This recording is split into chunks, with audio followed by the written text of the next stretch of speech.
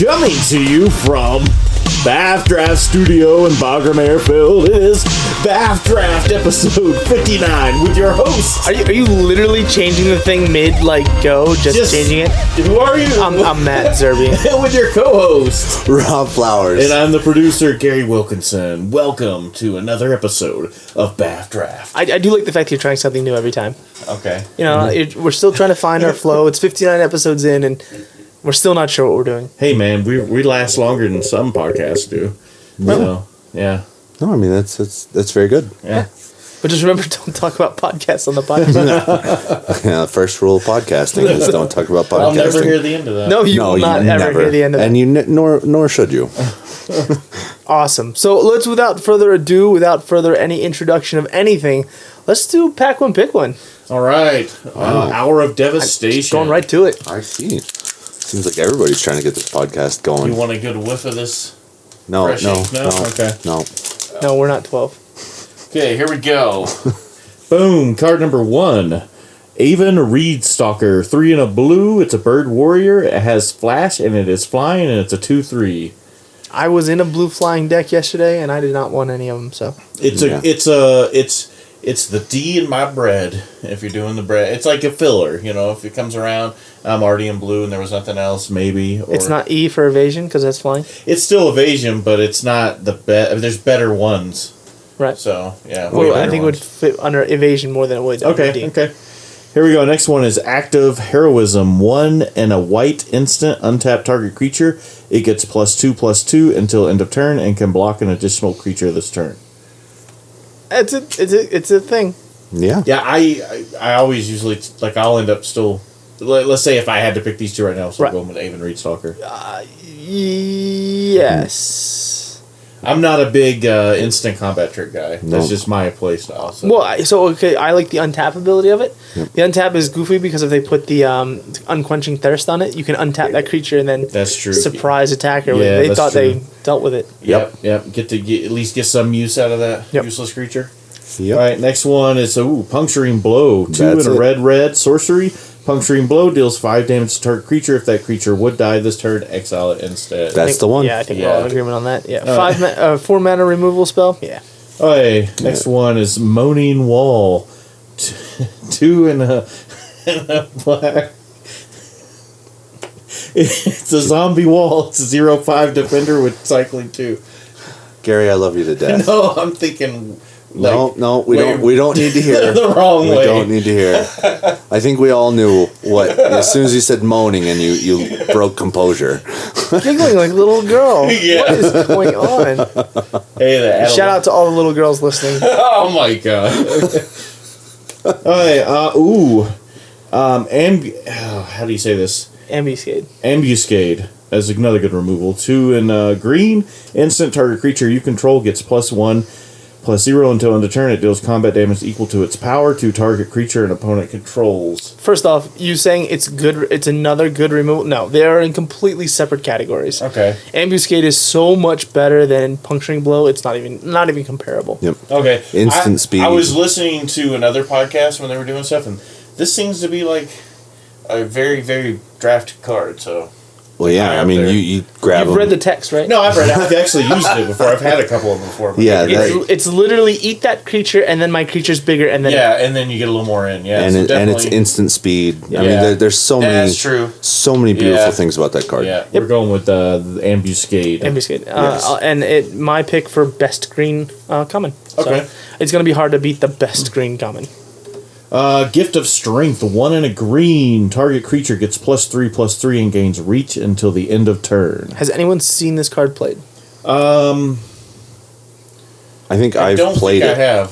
I think I've played it, but I only ever had one, so it was just very rare to be able to get it. I never saw anyone play the card. I don't think it's very good, and I just never seen. Okay, Manolith. Ooh. This is 3 nice. artifact. Add 1 mana of any color to your mana pool. Yeah, and the art's really good too. Yeah. Yeah. I want to. Has anyone seen a foil one of these? This is what I want. No, That's I what I have want. not seen a foil one. I don't think that I have. I would like a Cool. foil one for Commander. Yeah, just that'd to be own. nice for that background on the foil. Actually, what I want is can we get? You know what they need to make? Wizards, you know what you need to make? You need to make foil posters, like take the art and make a foil poster of it. I want a foil poster of Manolith. That's what I want. Yeah. Look at that thing. No, I mean it is really nice, and it's a good card. Yeah. I mean it's mana fixing, it's ramp, it's everything you want. Okay, here's one of our deserts, or maybe only desert. A Desert of the Mindful. This is one of the common deserts. Enters battlefield tapped. It can add one. It can add blue to your mana pool, or you can cycle it for 1 and a blue. I had 2 in my deck that only required 1 desert, and it was amazing. I had turn 4, I didn't have a play. It was actually against you. Turn 4, I didn't have a play. I had a removal spell in hand. I had the what was it called? The camel? The deal 5. The Sandblast. Yeah, I had Sandblast, and you just didn't have any creatures in play. Yep. So I discarded 2 of them, and then just drew 2 cards. It was amazing. Yep. Okay, next one. I think this is not our last one. Oh, Ketra's Avenger. 1 and a white. It's a human warrior. You may exert Otekra's Avenger as it attacks. When you do, prevent all combat damage that would be dealt to it this turn. A 3/1. Yeah. It's a really good one. Yeah, especially for hyper aggro, red green or red white, or as I got punched in the face several times by it, blue white. I played with zombies last night, and this came up a couple of times, and it was so annoying. Yeah, I think it's just it's a well balanced card. I think that being a 3/1 is good. You know, it can trade for tokens, and then your opponent has to exert it. Basically, you're almost forced to exert it every single time. Yeah. Okay, Crash Through. Basically a red sorcery that lets you draw a card. You had that, right? I did not use this. No, okay, that was... Yeah, creatures you control... It's a sorcery. It costs a red. Creatures you control gain trample until end of turn and draw a card. Yeah. And it's a good prowess trigger and a draw card. Yeah, it's definitely... it's almost more useful for the draw card. Yeah, that's literally what he used it for. That's what he used it for, was just to draw a card. Yeah, and I mean, the off chance that you get to use the trample on it is nice, but the draw a card for 1 in red is a big deal. I think the card. Honestly, the card. Looking at it, I think I think it almost, even though it's printed as a red card, it almost says, "Play me in a red-green deck." You know what I mean? Oh, absolutely. Just because your creatures are just so much bigger. So I wouldn't want a single copy unless I was in a blue-red spells matter deck or a red-green big creatures deck. Punch in the face deck. Yeah. Okay. First uncommon, Crypt of the Eternals. This is a land. When it enters the battlefield, you gain 1 life. You can tap it to get 1 colorless. Yeah, I lost mine too. You can pay 1 and tap it, and it'll add blue, black, or red to your mana pool. Your hat, man. The hat didn't touch it. Nothing touched it. There you go. You silly goofball. All right. No, I like the Crypt of the Eternal. I like the fact that it was a desert, man. No, it can't be a desert. No, right? Because it's under the deserts. Oh, okay. And, I got you. And the deserts, because the deserts are where the people fled to after Bolas came. Yeah. But it's a lore reason why it can't be a desert. It just would be, it would be a very played card if it was. Well, I mean, if there was any desert, they give you multiples like that. It's still pretty playable. No, it's a very good card, especially in a Bolas, any kind of Bolas colors. Yeah, I think you can easily splash if you take 1 of them. Yeah. Now remember that it costs 1 of the mana it costs another mana to do it. So you're tapping 2 lands to get 1. Yeah, but so it's more filtering. Yeah, but it's still a fix. Yeah. So it doesn't come in tapped either. So yeah. Liliana's Defeat. And this is a black, or like cost black, 1 black. Not 1 and a black, but a black. Sorcery, destroy target black creature or black planeswalker. If that permanent was a Liliana planeswalker, her controller loses 3 life. Yeah, the card's really good sideboard tech. See, I'm actually really surprised at how many defeats. It seems like every draft there's been at least 5 of those defeat cards in all the packs. And I mean, it's like they're flooding each pack of the uncommons with those. I think more the fact that nobody picks them. You know what I mean? You just see them because nobody wants them, and they're just going. Yeah. They're going late. So I think they're printed just as much as every other one. Like I have not seen this land played, for example, right? Yeah. The Crypt of the Eternals. I haven't seen one yet. I think they may be printed at a slightly higher rate. Yeah. Well, because I mean, the reason I'm getting at is that white combat pump spell that I like, the +3/+3 and flying. Yeah. I've only seen 2 of them in all the drafts that we've done. I think because they're taken so high. Well, I mean, even seeing them taken, though, I mean, I would see them played, and I never see them played. Right. Like, I've literally only seen one that made it to me in the 4 drafts we've done, and the seals. So, it's just kind of weird. Yeah. The next one is Sand Strangler. It's 3 and a red. It's a beast. When Sand Strangler enters the battlefield, if you control a desert, or if a desert is in your graveyard, you may have Sand Strangler deal 3 damage to target creature, and it's a 3/3. That is really good. I definitely like that. Yeah. I almost like it more than Ambuscade because it does what Ambuscade does, but it leaves a body behind. Yeah. Which is nice. For 4, too. Again, it gives me. I personally like cards that tell me what the direction I want to draft in. That way, like I described before, the whole essay thing. I like having a direction. Being forced into a direction, even though it's not technically forced. You know what I mean? Telling me that I should look to draft deserts or desert synergies. Plus, it's also red. I think I like Jordan. Yeah. Well, I mean, it's a 1 for 2. Yeah. At almost any level, because if you get that early, to grab at least 2-3 deserts just to make it work. Yeah.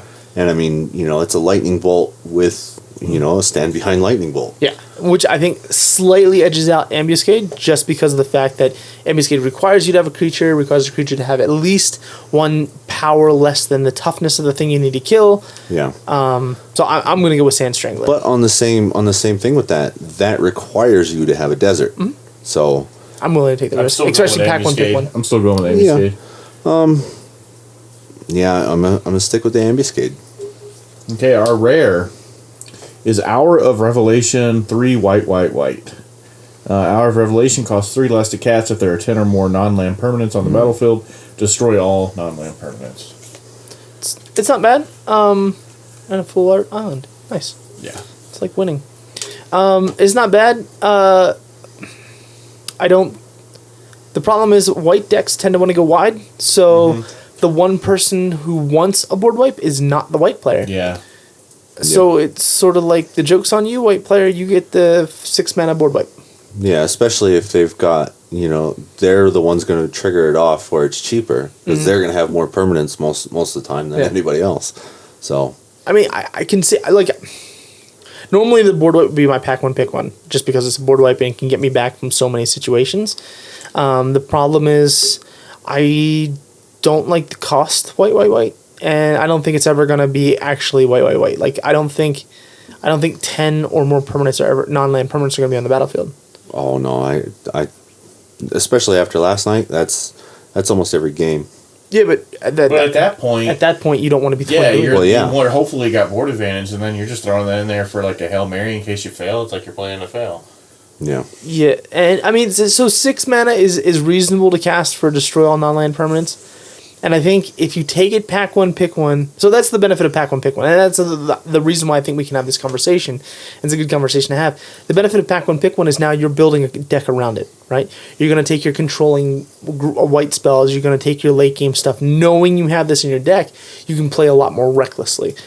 You could take the eternalized creatures, so even if your own creatures die, you still get more advantage back. I gotcha. I think pack 1, pick 1, it's going to be Hour of Revelation for me personally, just because I'll build around it, but I'm not excited about it. I think my excitement is for Sand Strangler more. I'm still going with Ambuscade. Yeah. Okay, so me and Rob Ambuscade, you with a twist in the end, Hour of Revelation. Hour of Revelation. But again, it's one of those picks where you're like, pack 1, pick this, and hope you're not actually in white. Like, I don't want to play that deck because I think everybody will be bored, including myself. Yeah. Okay. Or have a lot of fun with it. Okay. All right, so that was pack 1, pick 1. Next to our topic for today, we're going to discuss collecting. Card collecting, the mentality that goes into it, the idea behind actually having a collection. And I think we have a nice group of the 3 of us, because we have a 100% not a collector, a semi-collector, and a 100% collector here. So I think we actually run the gambit of people who from don't care to care the most about our collection and what it looks like, and actually, spending the time and effort and energy going, and starting your collection. So, to start it off with, Gary, you being the collector out of this, what does collecting Magic cards mean to you? To me, I have a real big focus on the older stuff, like the Black Border 93, 94, the Dark and Back kind of stuff. And I even like revised, even though there's just so many of them printed. It's just a nostalgia for me on that. And then when it comes to other stuff, for that it's pure nostalgia. Probably won't even play most of those cards, right? Unless there were reprints that are functional, usable. For anything else forward, it's like, okay, if there's a possibility of me ever wanting to play this card or this card, let me go and get 4 of them now, or let me go ahead and get these. And then it's like, but I also want to make sure I have stuff. It's hard for me to trade. Like, my trade binder isn't as glorious as others because I hold a lot of stuff back. Right, because you don't want to trade away exactly. Stuff. Yeah. When I do, I kept promoting that Windswept Heath, like, hey guys, I got a real good card this time, Windswept Heath, I got an extra one, Yeah. So I'll promote my, hey, it's a legit something somebody might want this time. Yeah. Otherwise, it's all a lot of newer stuff, or just stuff I've tried in Commander or other stuff. I'm like, yeah, I'll never use this. So. Okay. And so for me, when I collect cards, I want to collect for potential value later on. So for me, I'm looking at how much it costs now, how much I expect it to cost in 6 months, and how much I expect it to cost in 2 years. That's what I go, and so I want to turn a profit, more an investment style of my collection. Like long term? Not long term, more like medium term. Okay. Like, I don't care 10 years from now. I don't. Oh, okay. Yeah, the biggest investment I've ever spent was when I bought Modern Masters 1 boxes of Modern Masters 1, and I was waiting for 5 years. I wanted to flip them in 5 years and basically buy a modern deck out of it. That was my plan. Okay. And it's gotten to the point where I can do that now. So yeah, I got them for ridiculously cheap, and I could sell them for ridiculously expensive. So you take a lot of stuff and you'll sell it when it's in its peak in, say, standard or something, and before it cycles out, or if it's gotten interest, because a lot of times a lot of the standard stuff will peak because it's getting played in modern as well, and then you'll sell that off, wait till it cycles out, and then buy it back again just to have it to play with later. If I need to. Most of the time I just won't have it to play with anymore. Gotcha. You know what I mean? I don't need to have one, right where I'm at currently, I don't need to have one of everything. I'm actually building a standard deck right now, and mostly I'm just trading away my cards that I have that I'm not going to do anything with anyway. Gotcha. Trying to, basically, to you, what do you call it? Like, card shredding them to you to try and get the cards I need for my standard deck. Because I'm trying to build my play sets, and I'm trying. I will talk about that, I guess, in a little bit. I'm trying to hone in on that a little better. But I still do. See, I do the long term stuff. Right. Like, I've got those I think I have a couple expeditions, and then a bunch of all those, the masterpieces. Yeah, masterpieces. I'm just gonna let them sit there and just rot because. But I don't even think you want to get rid of them, right? Because you want to collect them. And I do I just like looking at it, man. They're cool. They did a really, really good job when they started doing those masterpiece series. Yeah. The level of detail and over the top, art style they did with them, I think it was really fantastic. And the feeling of epicness when you pull them. Yeah, I mean, you look at that and you're like, oh, this is definitely something. Yeah. And you can't read it in the newer ones, but you're like, whoa, wow, that's nice. Were my favorite ones of those. A lot of people like the land ones, but they're still nice, but they just look like any other from the vault kind of thing, just a little better quality. You know? So how do you view collecting? Well, I mean, for me, collecting has just been whatever I have. I don't really focus so much on what it's worth or the condition of it, which is unfortunate because once I start trading for things, all my stuff falls into the lightly or moderately played type of stuff. Or way too much played. Well, yeah, or some of those. But I mean, those cards that you guys saw, I got when I was 12 years old, and I literally got them in a box that was just loose. Right. And so, a lot of my older stuff is really, really bad.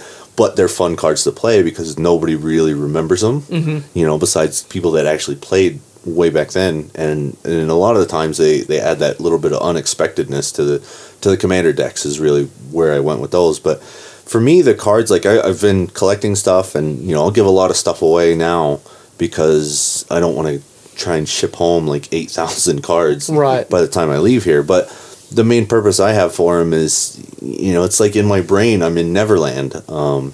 You know, one of these days I'll start playing them again, and I'll find somebody else, and I keep forgetting that I'm 34 instead of 13. Yeah. And you know, it never crosses my mind, oh yeah, well, I can play those with my kids. And it's like, no, my kids are still way too small. And then I'm like, wait, no, they're almost 10. You know, they're getting to that point, you know, they are actually growing. So, you know, not only is my brain in Neverland, but my kids are as well. They're like frozen in time. Yeah, and, you know, and in my mind. But for me, it's just, I just want to have them. If my kids get into it later and we end up playing together, then we play together. If not, then, you know, in 10 years, I'll look back at them and be like, oh, wow, I had all these cards.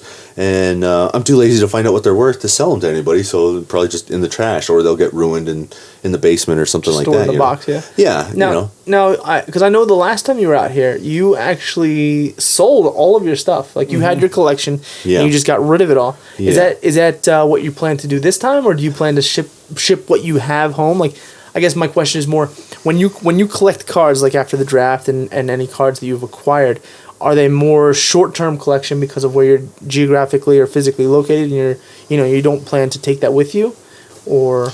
I think last time I had things that I needed to do, and I needed liquid capital more than I needed cards, and I knew I still had some cards back home. Excuse me. This time I know I'm going to get those cards sent out here because, you know, it's that unexpected thing again, and it's fun to show everybody those cards and trade them around and stuff. But I think this time I am going to send everything home. Okay. Just so I have the cards to play with the kids later, you know, and drag them through the nerddom that was my adolescence and why I had no friends type of thing. Nice. So, I mean, yeah, it's just something to do with them if they feel like it, and try and set them down that nerd path. And then hopefully they stick to it, and we go from there. So basically, going forward, if I'm understanding, you are actually going to collect for the long term. Yeah, but not in a sense of, oh, I'd really like to get, you know, 4 of these and these. You know, it's whatever I end up drafting. Right. Is really what I'm going to get. And if I get nice cards, I get nice cards. The really nice ones, or if they start becoming worth money, then I'll probably do kind of like what you're doing and shark them over to Gary, because, you know, he'll either collect them or he'll put them through, you know, the different sites that he goes through, you know, in order to get stuff, or, you know, whatever. Plus, I think he just enjoys doing it. Yeah, I think so too. Enjoys what? Doing the just the website stuff. Yeah, I love doing that. Actually, I do. Because I mean look at his spreadsheet he's got going on here with all his little X's and everything. I mean, it is a really nice thing. You know, I've bought cards off of Amazon the last last month and a half, and it's amazing. You know, that feeling of getting new cards and you're like, oh, what am I going to do with this? It's like Christmas, yeah. Yeah, and so I mean, in Gary's case, you're getting a crap ton of cards. You know, in some cases, and it's like, oh man, look at all this! It's Christmas every week. Yeah, you know. I was disappointed today because I was thinking to mail. But before I go on vacation, I mail about 8,000 cards home every time I go on vacation. Yeah. So, I know you mail a lot home. So don't you have a lot mailed back here too? It's small amounts. Okay. Like I'll be like, why did I send that home? You know, it's just small amounts, like, you know, like the really expensive, like dual lands and things like that. Okay. Yeah. But like like the bulk uncommons and stuff I wanted to keep or whatever. You know, I don't know, like I got 30 magma sprays. I have no idea why I kept 30 magma sprays. That is quite a few, man. Have you tried to flip them? No. Yeah. Why not? I love that. They're so cheap. What are they worth right now? I love that. Not much. I love that reaction. Like, no, why would I ever do that? No, That's a silly question. Stuff like sensors, I've done that. Like I still, I don't know if I haven't debated yet if I'm going to keep a playset of those or not. Yeah, you should. Okay. Because I still have like 8 of them or so. It's 2-mana counterspell. Worst comes to worst, cycle it. Yeah, it's great. True. It's a glorious card. Yeah. I know because I won 4 of them. Yeah. The deck I'm building is the blue-red, the one that I talked about last week. Yeah. The blue-red control splash black for Nicol Bolas, in the current standard right now. Yeah. Because it's the one for me. So for me, I look at that deck and I say this is the one deck that's actually going to continue post rotation.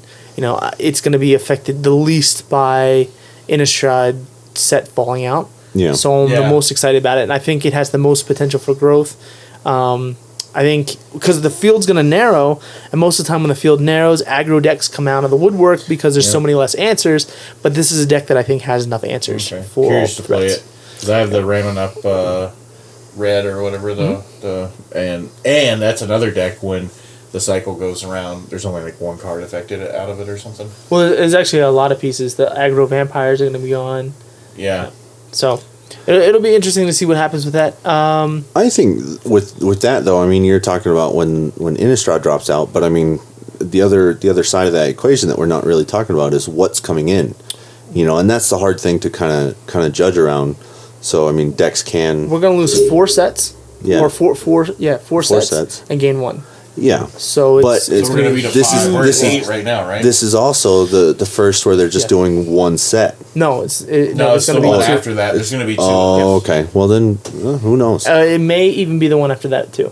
So they're really? changing their mind again. And No. I think it's pushed out to there's Exilin and then like Explorers of Exilin. Oh, that's Oh, right. And yeah. then they're doing. I don't think they've announced what the next set is, and it might be a 2-part set, or maybe it's 1 part. I'm not. I don't remember. off the top of my Okay. head. So it's one of those rare instances where I'm wrong again.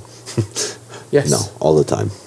Very rare. All right. So Gary, you had mentioned collecting 4 ofs of your cards. Yeah. So I know you have excitedly because you love showing off your cards every time. Every time I come to sit down and you're like, "Hey Matt, here's a big pile of stuff I got in." And I'm like, "Oh, that's really good." And you're like, "No, look at it, appreciate it." Like my wife when talking about the garden, she's always wants. So I got this idea from Joe, and people do this already, but Joe had one of these playset binders, and Is it numbered?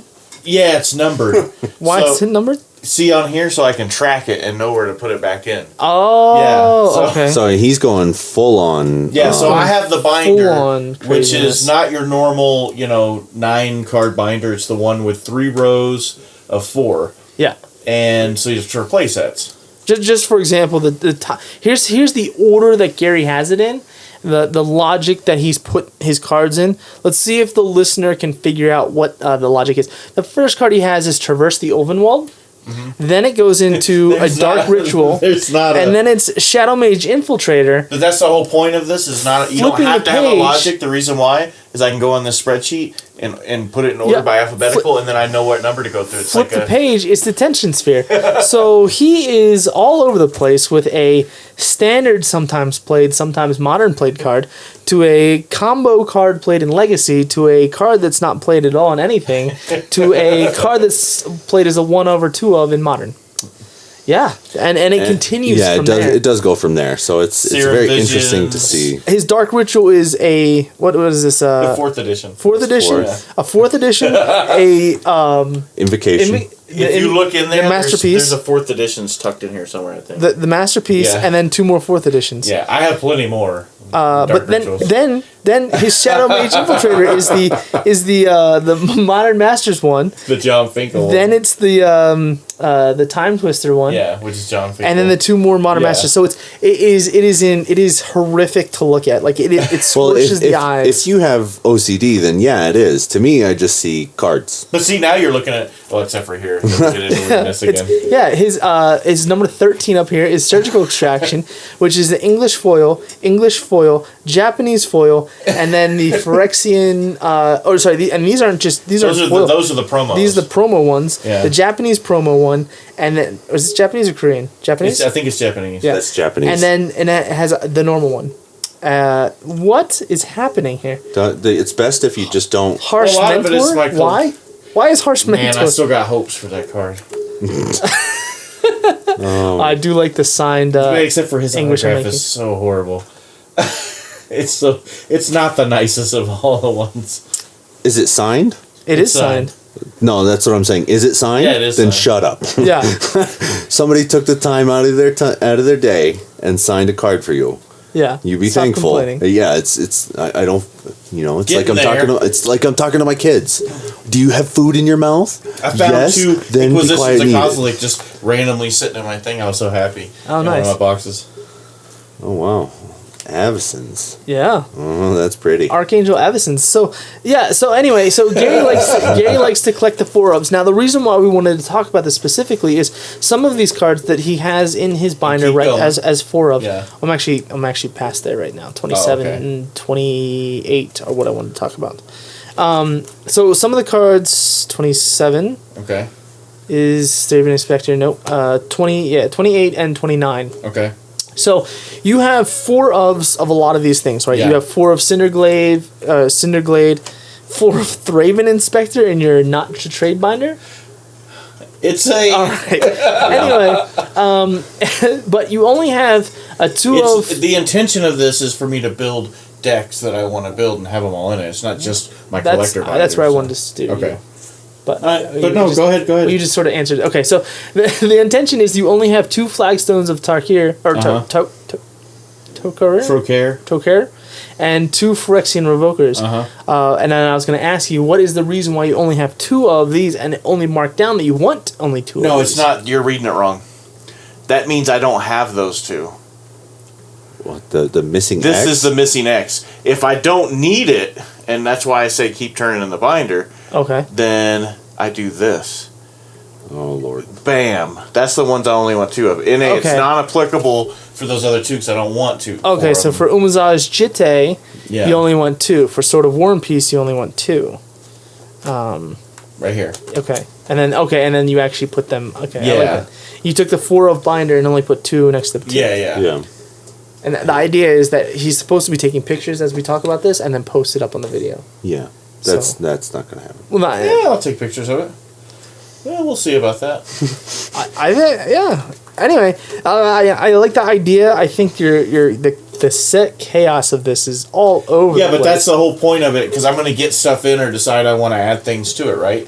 And as I do that, I'm not going to reorganize and shift everything you're around. I'm not just going to getting- add it to the end, because I can always go to the top here and just put it in, because it's all, the next binder starts where this ends. right. Yep. Don't look at it, Matt. It's going to Oh, hurt that you. one Magnus. I wanted see, and that's the collector part of me. I was like, well, I kind of want the artwork for that one too, You want the other one, so why don't you put it behind it? because then I have 5. I don't need. even No, though I put a got set 30. one of each behind it. Yeah, it's true. Because these are ugly Magnum sprays. These are Yeah, way yeah, better Magnum yeah. sprays. The ugly ones being the Theros ones, and the Amonkhet being way superior art. Like I Yeah. think you win like 0.0005% more games just because it looks better. No. No, that's scientific fact. No. Scientific numbers I just made up in my head. Yep. In your head. That's the thing. That's like when we ask Gary for movie advice. I don't know. You Why, don't why do really you take have it. Augur Spree in I here? don't know. It's a cool looking card. And I don't know. For if I want to throw together some kitchen table magic or something, All right. The So- idea of this is for me to go in and have this. Hey, let me look at this. And To see what you have. yeah. and what So you don't as have. I build decks, whatever cards aren't in here is play sets. And then will be added this to it. binder that you have here is Yeah. from which one? 'Cause this It's on is- the back. Or It's made by BCW. They make like the top load. Yeah. They're like another. It's they're a really nice comparable to binder. Ultra And Pro. if you just heard on the podcast, or if you can see here, it's got the zipper. So Yeah. being out here in a sandy environment actually keeps it safe from. I like these better. And then this is my newest one, because I've already got. This is my 3rd binder actually. I just zipped it up. Yeah. Going. Damn it. 10% rule. There we go. You see where I'm at here? You only want 2 of the gods? Yeah, I don't know why. I would think gods you'd want 4 of. But Those are they're, gonna be harder to get. So, Yeah. Interesting. Yeah, I mean, it's a neat little thing. Yeah. I think you're going to make people like Matt completely insane, though, with the lack of actual order. Yeah. all my slivers. But, yeah, I don't know. It's pretty neat. I went on a puka trade frenzy and Yeah. basically got Is this a whole binder slivers? just about, yeah. That's what you should do. Look, so you should take the slivers and then just find Whoa. sliver art, Ooh. and then just put slivers on it and be like, look, it's slivers, just slivers. Just make a whole trade binder of nothing but 4 of slivers. But I got those just to, I don't know, to build some fun little stuff. And then I am eventually going to do that Legacy. Remember that Legacy Slivers Yeah. deck you had shown me a long time ago? I pretty much have most of the cards to make that now. Right. So, and today was the official. I officially acquired or bought or have stuff on the way that I own now. Like I've purchased or traded and have everything I need for my first full non-proxy legacy deck, Death in Texas. From what year? I don't know, the one. I don't know. Okay. It's a modified one that I did. I had a little bit of black for surgical extraction sideboard. So. Okay. And then, but has it been updated to any of the new cards? Like what? Well, okay. So no. I think so because this would have been something keep in You're mind. laughing over it? I'm net deck, and this is something that was somebody posted recently that was. Recently? How? I mean, that's what I'm saying. How recently? I don't know. It was heck, I don't know, like this year. So. Okay. I was just wondering. I'm honestly wondering because I know the old list you had was like 4 years old, and it was running cards that aren't played anymore. Like what? Like example. The old Death and Tactics deck that you had. You're talking about the original, not the one I just the one had you had recently. proxied. Oh, that one. Yeah, that's the one I got. Yeah, that was from like a list. Not from, like, the 4 one years from ago. back when Rob was here. Yeah. Robert. Oh no, this is way newer than that. Okay, that's what I'm saying. That's what I'm asking. What? No, not that. No, what generation of legacy deck are we talking? Completely different. That's why it threw me off when I saw this newer one. I'm like, this looks nothing like the old one. That's my literal point of my question. Okay, gotcha. I didn't know how far back you were going. I didn't know if you had remembered that I did proxy one up. Because I only played it a couple of times. And I do remember. And like, this, ladies legacy. and gentlemen, is what we deal with every time these two get together. I am to blame. I will take the blame. Well, no, I mean, you can't be all to blame because, I mean, he's got to respond to your questions in the way he responds. Well, it was a matter of a timeline on that. I didn't know, because, I mean, you could say last two sets could be relative, or I don't know. You know what I mean? When he said the 4-year mark, I'm thinking, okay, I'm pretty sure what I built this year wasn't from the 4-year-old one. But I had almost forgot until you were in the middle of talking. You kind of jogged my memory on the Rob. I got you. Yeah, because we proxied up some legacy decks and we were battling it out because Rob was going to go play in that tournament. And this is a tournament. different Rob. This is not. He's been on our show before. Yeah, no. Yeah, it was the Rob that's been on the show. But he's a legacy. We call him Legacy Rob. I guess, so he pretty much his only format he likes to play is Legacy. Yeah, so and he owns all the cards. He's very good at it. Yeah, he was going to go play at a Legacy tournament, so we were helping him get ready. We were prepping him. I mean, so we were basically battling. The problem was that none of us were really on his level, so he would try and teach us how to play. So yeah, it was pretty interesting because all of our tactics came from literally watching him or listening to his advice. Mm-hmm. So it was pretty funny.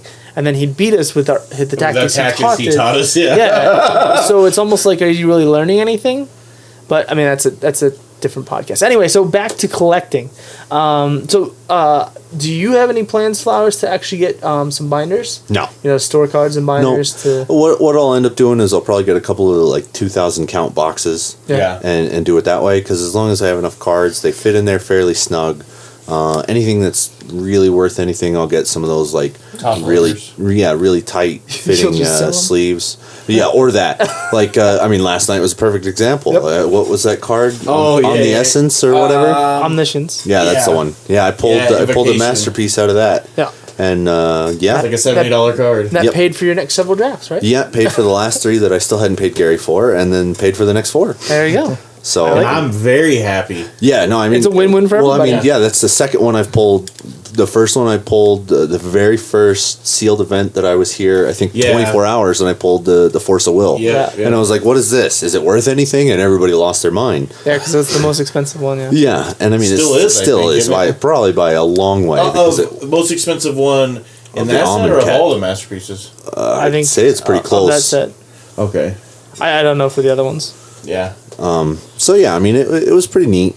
But yeah, most of the stuff that's like really, really high dollar, and especially since that one was blue, I don't play blue ever unless I absolutely have to. You're learning. Yeah, whatever. That just wasn't a card I was ever going to do anything with. So when it was still pristine, I'd give it to somebody who actually cared about it and would put it in the type of sleeves that it needs to be in. Okay. So I know I currently have. Oh, I don't have it here. I was going to show it on camera. I have a little box that I've put the rares that I've acquired. It's just in this box, and it's like and they're actual cards that I'm going to use, or trade away. But the problem is, while they're sitting in a box, they're just going down in value. Yeah, there's some I wanted from there. That's that same box. Yeah, that same box. Yeah. So I actually went out and bought 2 more binders, not the cool ones like you have. I just bought regular old, whatever I found on Amazon just to store cards in.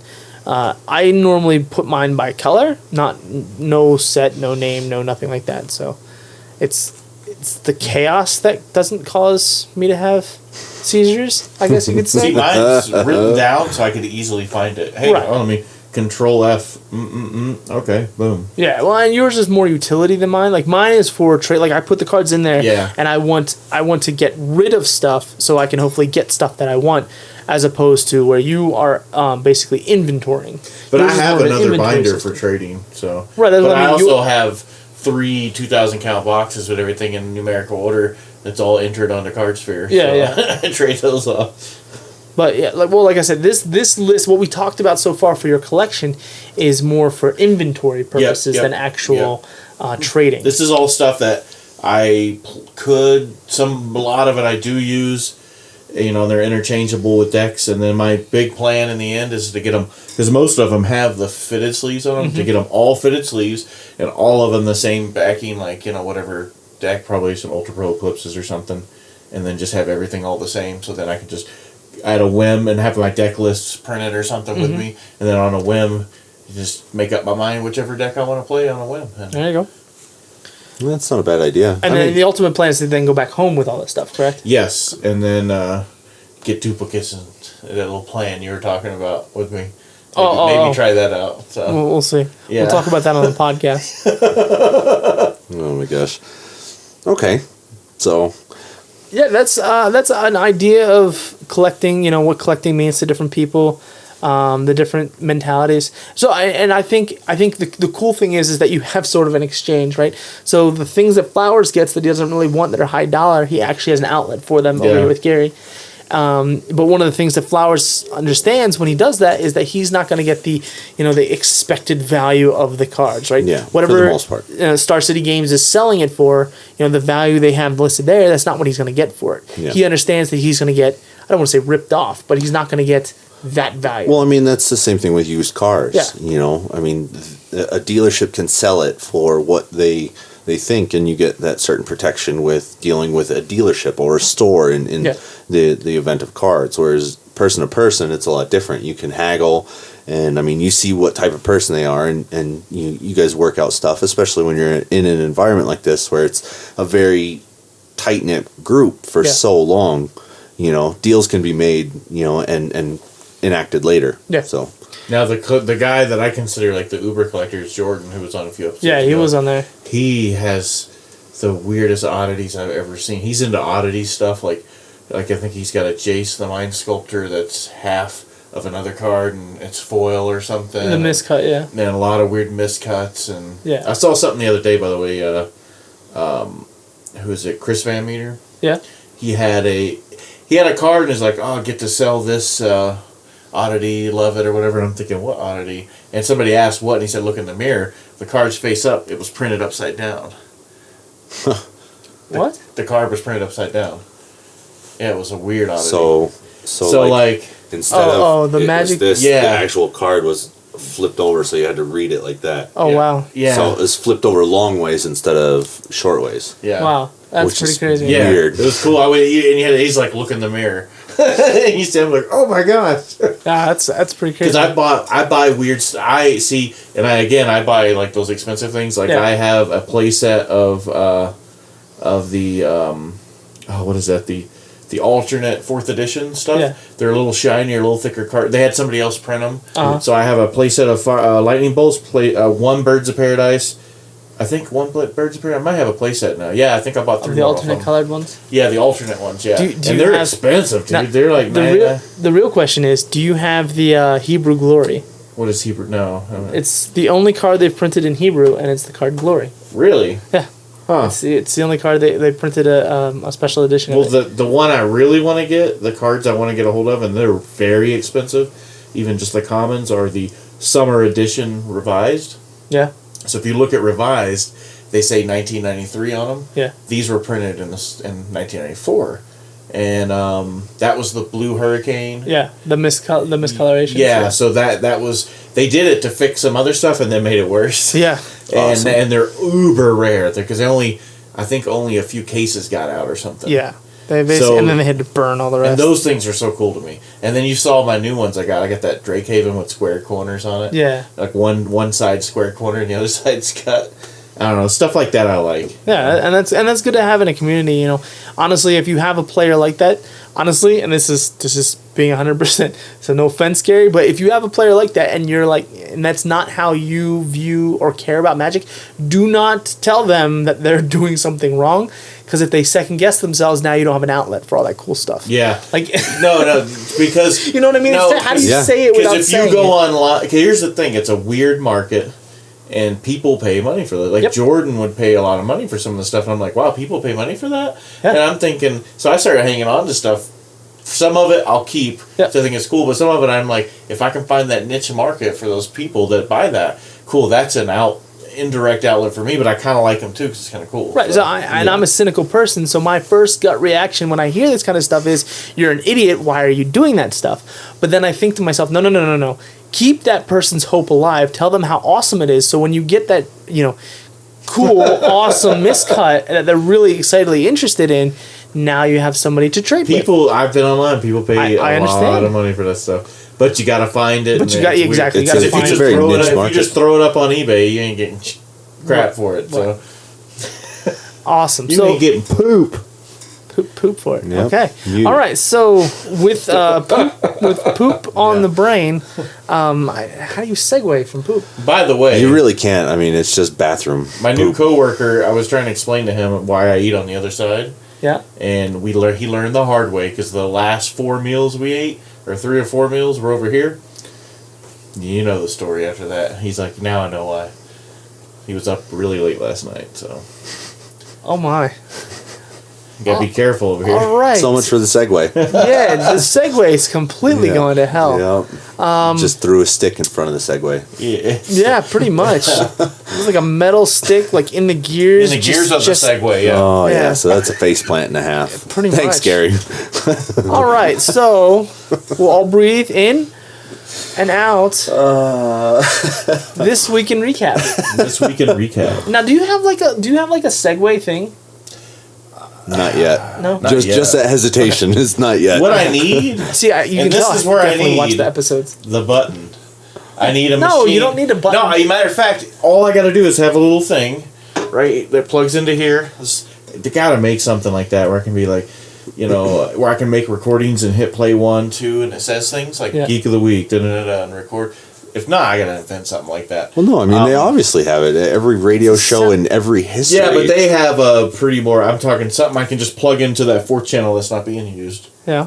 and just hey, this week in recap. This week in recap. No, but I don't want to hear that, because Oh, as soon as I okay. hear that, I want to continue the podcast. I just want to put my headphones on and walk away. No, you gotta roll with it, and so No, but I'm telling you how I am. I don't want anything to do with that. why? It's gonna be there anyways, whether you. Right, but I don't have to hear it. But the Oh thing my is he had already just admitted he doesn't watch the podcast afterwards. Yeah. So, or you can do it all sad and pathetic. This week in recap. You could just do a normal segue of this week in recap and have a little flashing icon. Oh, this week in recap.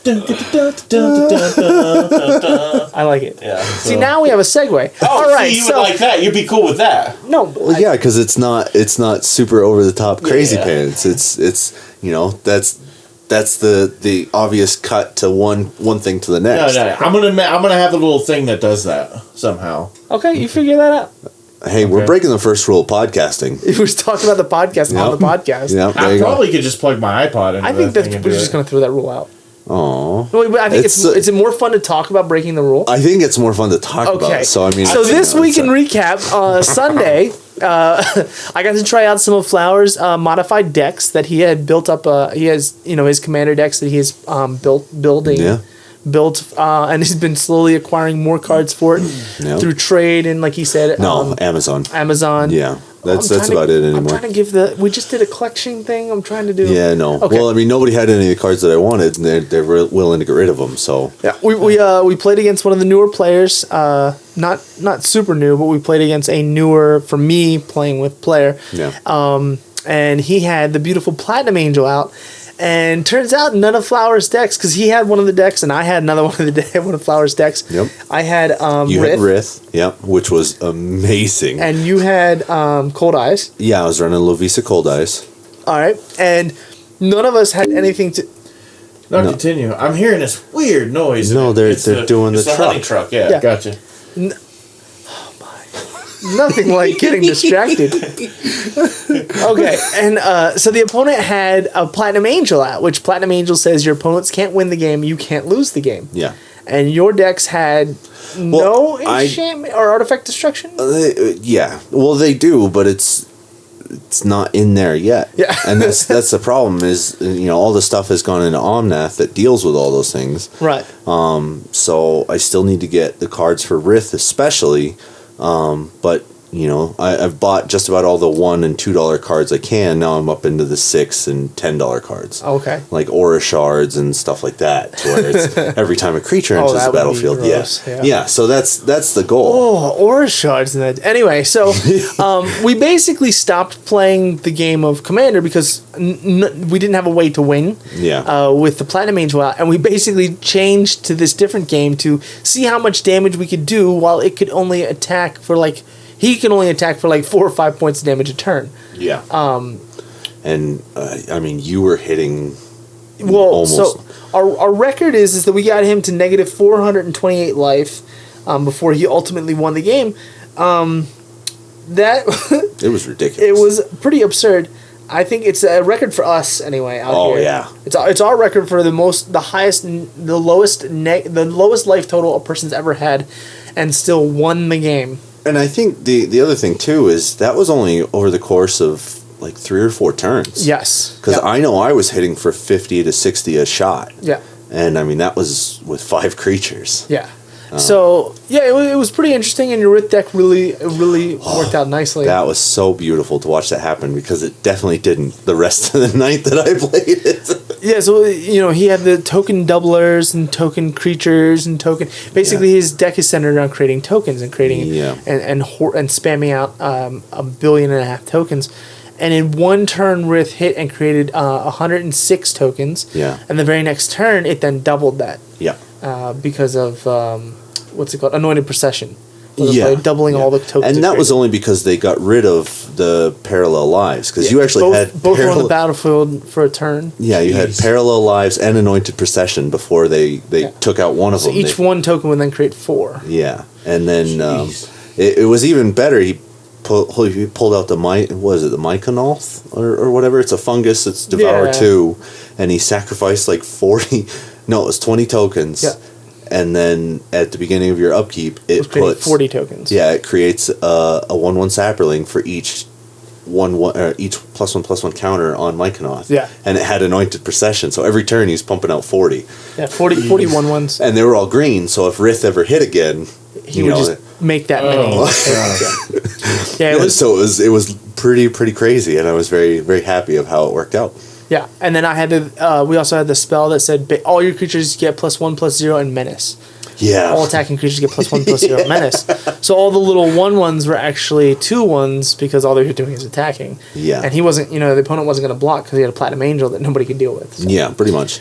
That was pretty interesting. That was a lot of fun. The only thing I was hoping for is both decks. They don't have as many as Omnath as I was saying, but they have deal X damage across the board. Yeah. And as soon as we killed that thing, that's all that mattered. Because he also had an equipment on it that said hexproof or shroud or whatever it was. Yeah, he had the shroud boots. So there wasn't anything we could have done about it anyway. Because I had spot removal, but I just needed something to hit for 4 across the board. Yeah, it's like you start seeing layers in Commander. Like one of the guys has a artifact deck. Yeah. So he'll have a key card, then he'll have Shroud, then he'll have this has Shroud, and all these things have Shroud, or all these things. It's so layered. It takes so much combined effort to nip it down. And see, that's where I really would love to get a Bane of Progress for Omnath and Rith, because it's green, right? Yeah. Yeah. So that's perfect. Yep. I just put one of those in each deck, and then we're good. Yeah. Bane of Progress is really good because it doesn't care about Shroud, doesn't care about Hexproof. No, it just eats everything. It's the only thing it cares about Indestructible. What does Obliterate do? What does that one do? Obliterate? The red one? I can't remember. I know it'll wreck the whole board. Destroy lands? No, I think it destroys everything. Lands, artifacts, and enchantments. And creatures, yeah. Creatures? That's like Apocalypse. That just completely wipes the whole board. See, I and I think it exiles everything too. I like that, and I like that. I don't know, the one I like to play still the most, and I'll probably throw it back in one of those just weird chaos decks or whatever, is that one where it exiles everything, and then every permanent gets exiled, and then and then he comes back, yeah. Such as the weird stuff like that people don't even know exists. You know, like that's the kind of stuff you pull out. Like, the stuff you like love. that. Remember Bubble Matrix? Yeah, I got special words for that card. Everyone has special words for Bubble Matrix. I'm sure. So, Gary, what did you do Sunday? I think I played a couple of played my modern deck, my new modern deck, 2 or 3 times. Yeah, I did pretty well, but then the guy who I was playing against wasn't used to the decks he was playing with, so it's just kind of relative to that. And then I played Rick and Morty Total Recall game. It was a game based on the one episode of Rick and Morty Total Recall. Yeah, the one with the parasites. The parasites, and oh my gosh, that game. Yeah, you guys were super, super loud, but having a fantastic time. Yeah, because you could be a good guy, real and fake, and it's like bluffing people out. And, Oh yeah.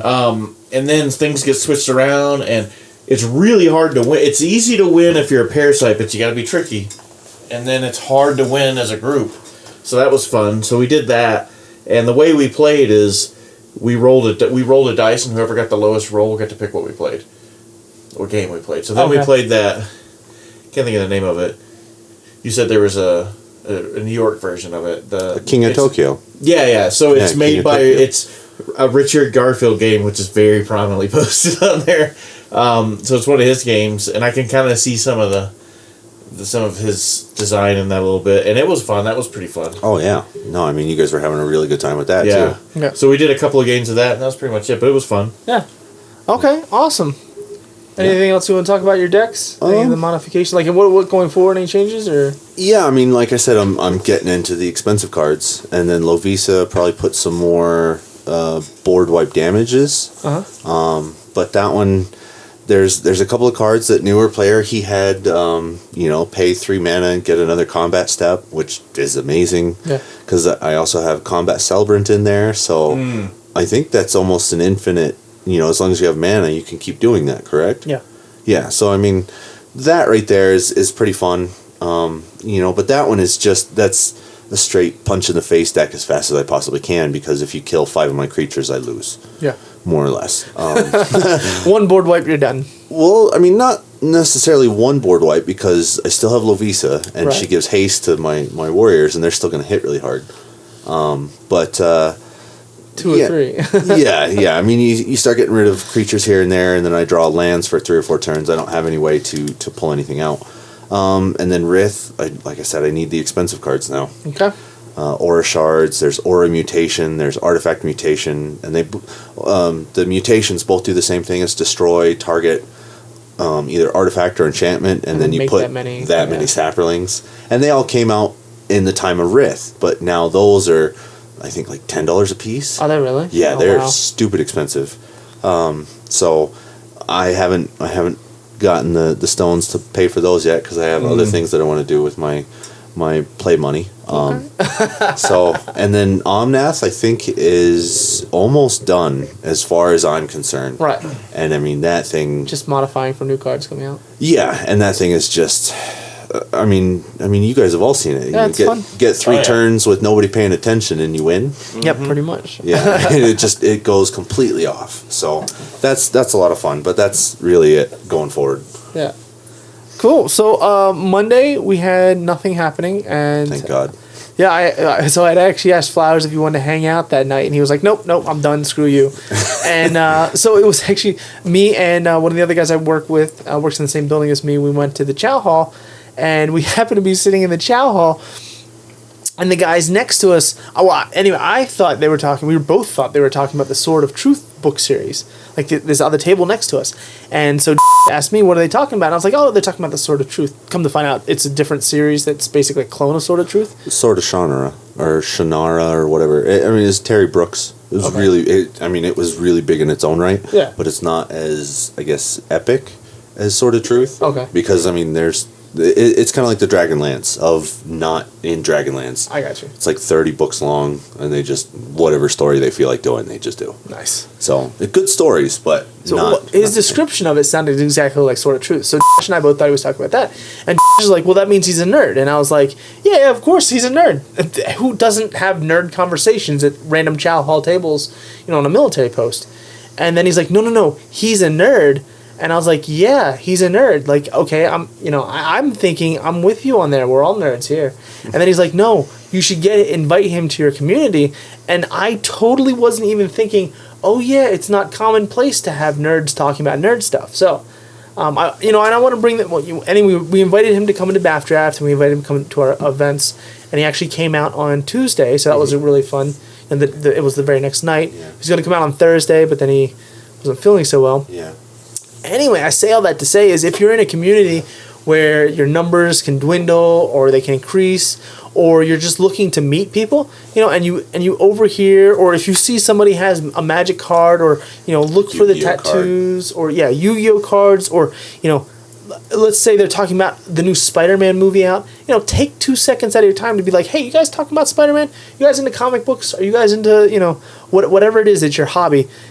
Yes, you could come across as a creeper, but the chances of you coming across as a creeper versus coming across and meeting somebody new, it's worth the risk, Yeah. And for most, I would say probably anyone listening to the podcast, they're not going to go out there. Most gamers are introverts. Hey, it's time to take the introvert hat off, and it's time to just step out there sometimes. So, I think honestly, in that kind of line of reasoning, the most fun that we had for D&D, I want to say, was at the Green Bean. yeah. Because it was, everybody's looking like, oh, what are these guys doing? And you're rolling dice and everybody's laughing and stuff. So they see us having a great time. Yep. And I mean, I've always wanted to play, but, I was never brave enough. So that's always a big thing too, is just one time every once in a while, go out into the public. Yep. And just do your thing, and then eventually you'll forget that you're out in public, and you'll still have a great time. Yeah, well, like you were saying about the Green Bean one time, I looked up and there was like 6 people watching our game, and I was like, cool, and we just kept playing. Yeah, they didn't really understand what was going on, but they just understood fun was had, people were laughing, and there was one time one of the guys even laughed at the joke, so like he was actually following along a little bit, so that was pretty cool. Yeah, it is really nice. Yeah, so Cool. So yeah, into Tuesday. Tuesday we had our D&D game. This is our low-level game run by one of the soldiers out here. Airmen out here. Yeah. Yeah, that's right. You're not allowed to call them soldiers because it's disrespectful to the Army. That's what the Air Force told me. Oh, really? Oh my Yeah. God, it's not even the other Well, no, way I mean, around. it's just that one. he's an Air Force member. I mean, you don't call a person in the I keep Navy forgetting he's a Air Force, Marine though. or a soldier. Oh, you definitely They're- don't call anybody else a Marine. Yeah, exactly. So I mean, Is it give sad him- to say I forgot he was an airman? No, I mean all their uniforms look the same. Like I No, just No, it's all right. okay. That's why I forgot he was Air Force. Oh well, I Oh mean, my I gosh. always knew he was Air Force, just the way, He carried Anyway, himself? yeah. Okay. All right. So, again, last time we had talked about how we had the heist planned out. Really? No, just go ahead. What? Nothing, man. The name. Go ahead. Oh yeah, no, that's gonna count. Okay, so it's not- we had our heist planned. You and I, your character, my character, Agon and Knuckles Fister is his name. Knuckles Fister, the monk. Yeah. We're gonna go and do a heist. Oh, okay. And, That's better.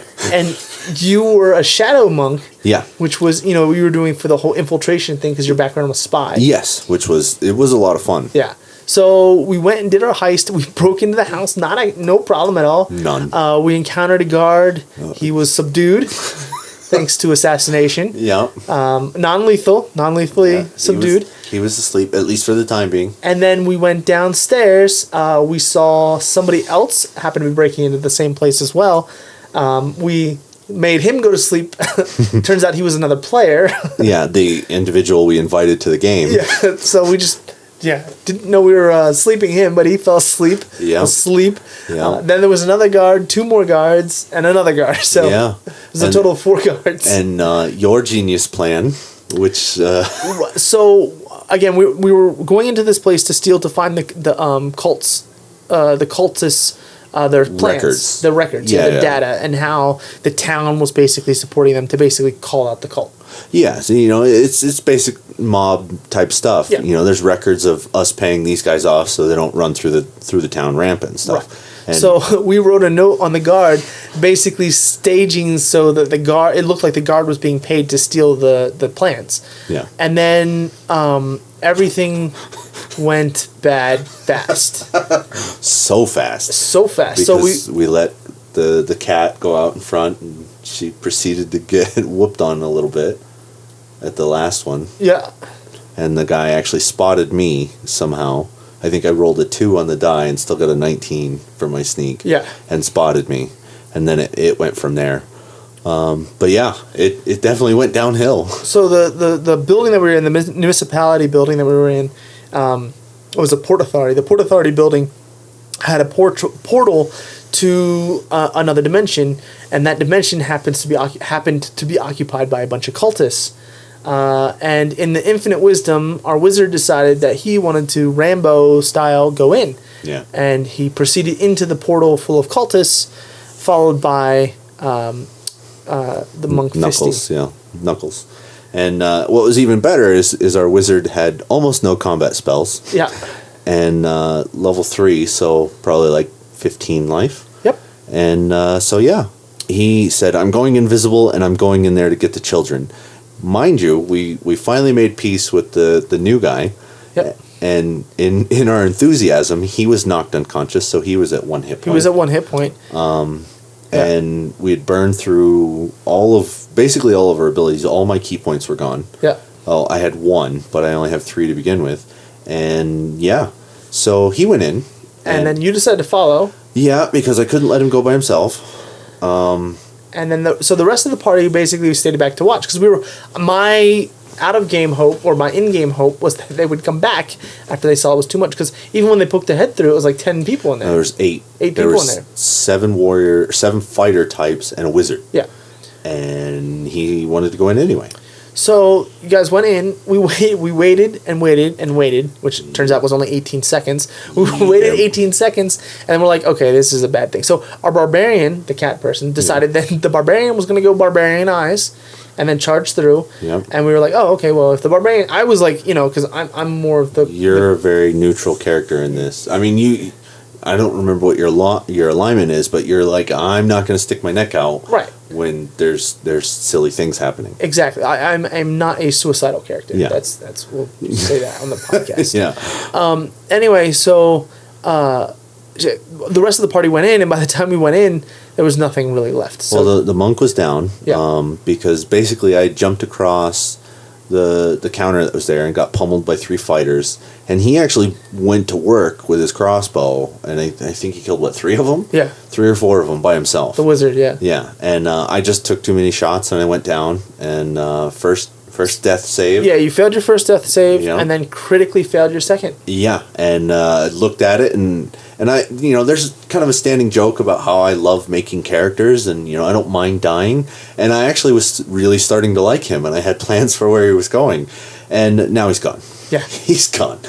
And the irony is this: the second character that my character had, not second character, but second individual that my character actually hung out with. Yep. We were on the same wavelength. Yep. Frank the NPC being the first one. Yep. And then your character being the second one. So it was very. My character was sort of traumatized. Yep. Again. Yeah, and I mean, I've already got somebody else in the works that should be fairly goofy. And then the new guy, as a welcome to the new guy, his character also died too. Yep. I think that's why he was ill. His was more of a suicide though, because he decided to charge upstairs, Yeah. and a bunch of rangers shot him, and then he was so far up the stairs we couldn't, because the guys on the second floor knew we were there. Yeah. So he was so far up the stairs that we couldn't go grab his body and pull it back Yeah. in safety in time. Yeah, and I mean, the other thing that kind of contributed to that was even after the first room of everybody basically being punched in the face, we decided to press. Well, you guys decided to press on, and instead of being like, "All right, this was obviously a bad idea. We need to go and regroup. We know where they're at, and maybe they'll be a little more aware, but we Yeah. also got all the information we needed. Rather than just cutting our losses and, sorry, monk, see you later, they pressed on up the stairs and almost lost the wizard as well. Again, yeah. Yeah, again. So it's very interesting to see what happens. And so basically where we're at right now is we're trapped on the bottom floor. The top floor has a bunch of archers aiming at the top floor. The bottom floor, we don't know when the rest of the people from the what's it called? The municipality building, Yeah, or the Port Authority. Yeah, we don't know when the rest of the people from the Port Authority are going to come in. Yeah. So we're between a rock and a hard place. Yeah, it's going to be fun. Yeah. So, anyway. R.I.P. I think this is your actual first death, right? Out here for my first real death. That wasn't intentional. I mean, you actually didn't want this character to die. Yeah, even when I tried to die in the last game, the DM thought I was playing around, and he kept making me survive. To just more ignoring your actions. Yeah, yours and mine. Anger. Yeah. Kind of chagrin. Because I wanted you to die. Oh yeah. Wednesday. So we were supposed to do spin class. Yeah. We had an issue getting a truck, and then it turns out it was actually a good thing because we wouldn't have been able to make it anyway. Yeah. Let's just say base events. There was some other stuff going on. Yeah. So we wouldn't have made it anyway, which is good because if I would have had to listen to the other guy that goes with us get upset about it, I think I might have peed on his feet. Oh wow. Yeah. That's just, that's the response that I'm kind of giving him at this point. Because he's not a military guy, so change is, he still adapts to it fairly well, but not like we've all come accustomed to it. Right. Everything you ever plan is already out the window 5 times by the time it happens. Yeah. So it's fun. Did you do anything on Wednesday, Gary? I didn't do jack junk. Okay. I think I was mailing out cards for your stuff. Nice. Yeah. All right, so Thursday, we did our level 17 game. Which was a lot of fun. Yeah, and because I know Gary's like hyped up on how much time we're spending here, so let's just say. Give this. So I just read this. I was trying to scroll up and down like, hey, right here, buddy. Highlight it in green for you. I get what you're doing. We're having this is okay. All right, so we did our level 17 game, and basically where we last talked about, we encountered some beholders. They were part of an illustrious group called the Marvelous Quintet, who basically run all the evil of the city. Well, the city was what he said. Oh, I thought he was talking about the realm. Well, we're in the capital city of like the largest empire of. Oh, okay. Yeah, so it's like the Baldur's Gate of the world. Anyway, so they run all of the evil everything. So the underground gambling, underground slave market, the underground Assassin's Guild, Thieves Guild. Yeah, they run it all. Yeah. Anyway, their goals were aligned with ours, ironically enough, and it turns out the actual Pathfinder Guild we've actually fought with them in the past. We've actually foiled some of their plans in the past. Yeah, via proxy. Because I mean, we've never come face to face with any of these guys directly. None of these beholders directly, but basically Cold War style, we've been a thorn in their side. So yeah. But fortunately, they want the same things we want, and we agreed to stop the destruction. And we're actually going to get paid for it. And we're actually going to get paid in magic items and stuff. So your character was actually role-playing really well. Yeah, I chaotic good war cleric, so I basically grabbed my holy symbol as hard as I possibly could and closed my eyes and just said my prayer over and over and over so I didn't get the rest of the group killed. Yeah, because you would have just charged into combat and suicidally found a glorious way to die. Yeah, and brought you guys with me. But on a side note, their names were added to my book, and after this current quest is done, there will be a hunting. Yeah, the dwarf grudge book got longer. Oh yeah, I like it got started. Yeah. So then we teleported away. The Marvelous Quintet attempted to teleport us back to our base of operations so we could get started on the first level of our quest, and then we got teleport jacked by a Lord Grillis in an ancient dwarven.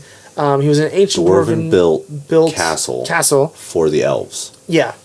Yeah. And the elf Lord is totally an elf lord and nothing else. Yeah. The fact that he has undead servants around that Yeah. we didn't detect undead from. Yeah.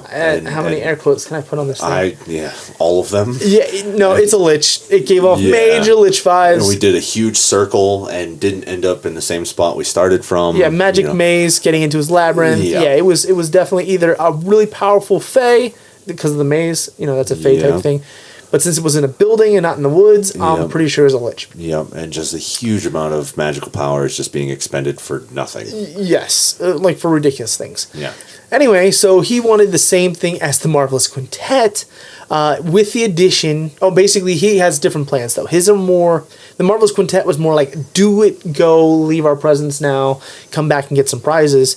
His was more, I want you to do this, this, this, this, and this, and it was almost as though our quest log filled up with all the things he wanted to do. Yeah, with the side quests. Well, I would say, side quests. Here's the main major quest, side quests. and then these are optional, but very highly stressed upon. Yeah, like do these absolutely.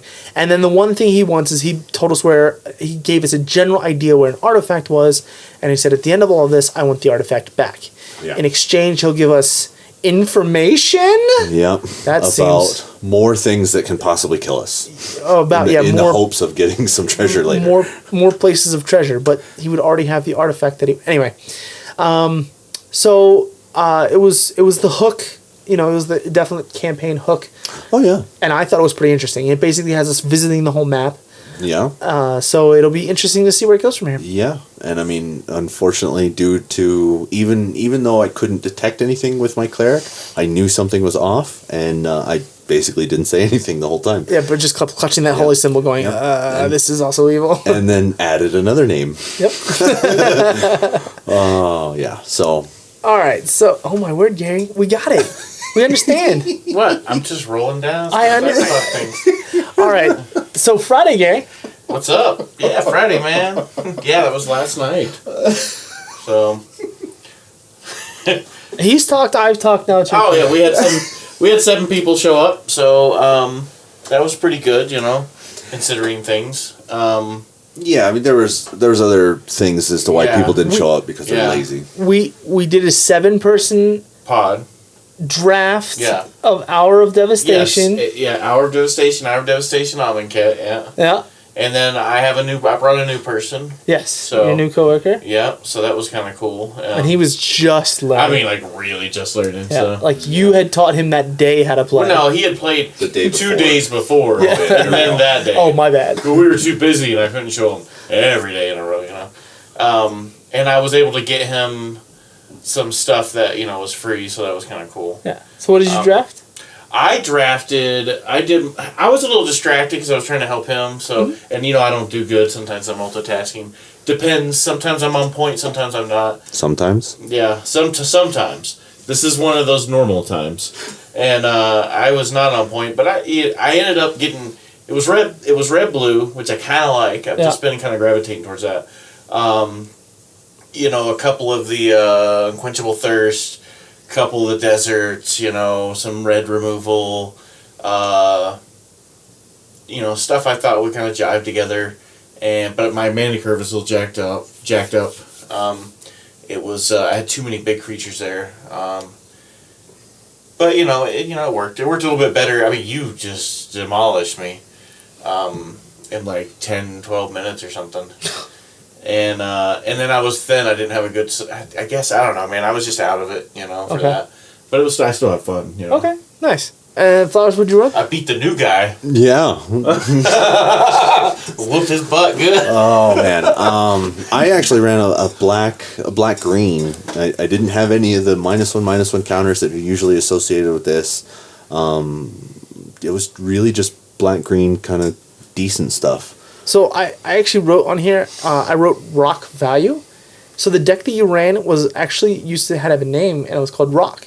So it plays creatures, big green creatures, and black removal spells. Okay. The idea being it's a solid rock, and you just kill things, and then it just keeps smashing you. Yeah, I mean that was really kind of the goal. I had 2 of the hippos, and some other stuff in there here and there. Mm-hmm. It was just a lot of as much removal as I could possibly get, and then splashing all the colors. No. I only had. Oh, you said without splashing the color? Yeah, without splashing. Splash one. I mean, I did all right. I went 2-1, and your game. I honestly, results oriented. Gideon won you the second game. Yeah, I did have a Gideon. I didn't even know he had Gideon in his deck. That's how fast he beat me. Yeah, no, I mean, the first game was the only thing that saved me was the Exemplar of Strength. I gained 5 life from it, and miscalculation on Matt's part. I had the Exemplar out, and I played the Decimator Beetle and put a -1 back on the Exemplar of Strength and attacked and gained 1. Yeah, and that exact one, yeah. And he had exactly enough to kill me before I did the -1 removal. Oh, my God. And he swung out, and he was like, wait, how did you gain a life? And I said, I put a -1 on the Exemplar, and he was like, shoot. Why not making that mistake again? And then, then the next 2 games... because I was at 1 life at the time. you were at like 3. I was at exactly 1 life. Oh, okay. You had trample? It was close. I mean, it went right down the line, and it was just punching each other in the face. The second game wasn't as close. I think you really kind of ran away. And then the third game, where it started to get where I was getting some leeway back. You pulled out Gideon, and then I had the Decimator Beetle out, and you kept swinging in, but I couldn't deal any damage, and therefore I couldn't kill any of your creatures until you finally got board state and just overran me. So I got third, which isn't bad, especially for the deck that I pulled. I mean, it was fun. It wasn't bad. And you pulled a $70 card. Yeah. I mean, right to Gary. Yeah. So I ran a white-blue reanimation deck, based off of pack 1 pick winning Vizier of the Anointed. He's the 4-mana 2/4. When you cast him, you search your library for a card with Embalm or Exalted. Internalize. Sorry, Embalm or Eternalize, and put it into your graveyard, and then anytime you Embalm or Eternalize, you get to draw a card. Yeah. Oh, wow. So I had 2 of them in my deck. And it also helped that because I got that $70 card, I passed you the double striking Eternalized Cat. Yeah, that was one. That's a scary card, man. It's terrifying, but luckily I was able to answer it every time he played it. Yes. Because I had the Torment of Venom, and he's like, I Eternalize it, and I said -3. Yeah. So, screw you, kitty. But it still took 2 removal spells to get rid of it, and I drew a card. That's why it's so scary. It's a 3-for-1? It was a 3-for-1? Oh, yeah. I mean, it really was. Yeah, so, it was a deck I did not expect. All of the Eternalize, all of the Embalms. Yeah, I wanted to draft. I drafted those way heavier than I would have in any other deck. Mm-hmm. So the linchpin was the Vizier of the Anointed. It was a really interesting deck because it played more of the control element, and it was a lot of fun. Yeah, I mean, he did really well. And that last game you played was one of the other guys, because you had what was this? Was it Scorpion God? Or? He had the Scorpion God. And there was Gideon out. It was just this epic Scorpion battle. God was locking Gideon down, or the Gideon was locking the Scorpion God down, but the Scorpion God was still getting its abilities off. He also had Rise of the Second Sun. Yeah. And the what is it? The Will of Rakaneth or whatever. He had used the will to find the Rise. Oh, okay. So I was under the time crunch because he basically had 7 turns from when he cast the spell, and had a huge life gain. I played Trial of the White Trial. The White Trial, the one that says all your creatures get +2, +1 in Vigilance. Yeah. And you had your guy that made all your tokens flying with Vigilance. Yeah, and my plan was to fill the board as quickly as possible. The problem with that is basically the Scorpion God can kill a creature, almost 2 creatures, and draw cards the entire time he does that. So I have to overplay my hand and get even my 3/1s. I had a bunch of 3/1s and a bunch of 2/2s, and I had to overplay them onto the board so that he can pick them off so that I'll have enough board presence to just push through. You swung for 25 and you got 16 and got him down to 1. Yeah. And I think finished him off. It was pretty crazy. His counter swing couldn't win. Yeah. And then he scooped, but it was a really, really tight game, really, really well played. I think both decks were comparable, and I got there. I can't, looking back on the game, I can't say whether he made smart moves or wrong moves. He was spreading around the -1/-1 counters, which in hindsight was was bad for him, and he needed to actually be killing creatures off. But I don't think he knew. Well, he didn't know I had the trial, even in my deck. So he didn't know that, because his idea was to mass spread the -1/-1 counters and then draw the maximum amount of cards over a given period of time. Yeah. And he didn't realize that I was trying to build up a massive board state so I could push through for a huge source of damage. Yeah. Which he was just not ready for. So Yep. it was a very tight game. Awesome, well played. Yeah, you guys were the last ones playing, so everybody was there except for me, because I was watching the Brothers Grimsby and drinking a slushie. Yeah. Because I figured where it was going. Especially I saw Gideon on the board, and I was like, okay. And I knew you had the trial, and every time I'd look over, I'd say your board state was growing, and I was like, oh, okay. Yeah. And I was under the clock of Rise of the Second Sun, because he was 3 cards, then Rise, so 4 turns away from casting it. Well, I mean, not even 4 turns. I mean, every time you killed a creature, you draw a card. Yeah, he was getting way. Yeah, he was getting. So I mean, and I mean, he just didn't know, and I mean, he still, I think he was probably the closest to actually having a deck comparable to yours.